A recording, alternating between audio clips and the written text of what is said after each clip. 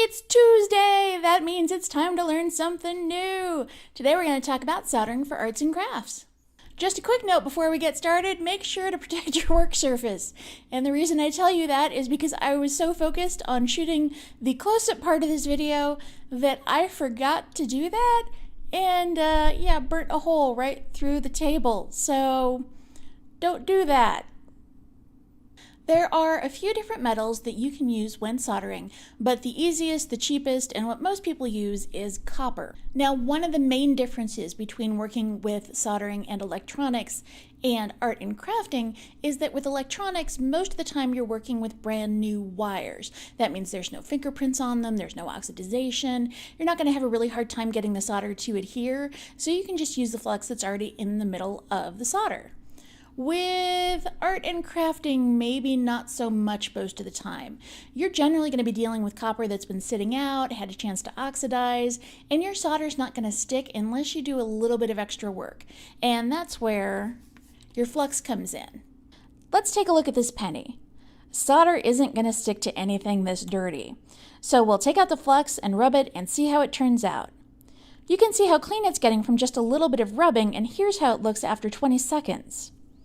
Flux is awesome, and you can get it in a couple of forms. You can get it in this liquid form, or you can get it in the gel form. For art and crafting projects, I'm going to recommend the liquid form. Generally, there's going to be a couple of different ways to apply your solder. On the penny, we're going to do the drop method. Make sure you brush another layer of flux on top of your cleaned penny before you start applying your solder. Instead of using your iron to heat the metal you want to apply to it, you apply the solder directly to the iron and you let it drop onto your copper. Then you can use your iron to move it around.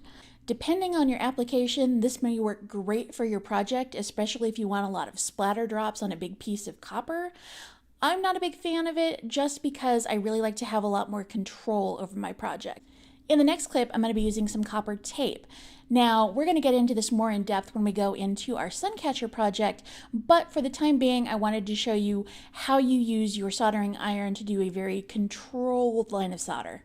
We're going to put these slides side by side, flux them, and instead of dripping the solder down, we're going to apply it to the iron and then turn it sideways and basically paint it onto the copper tape, letting it seep in between the two joints and soldering the pieces together.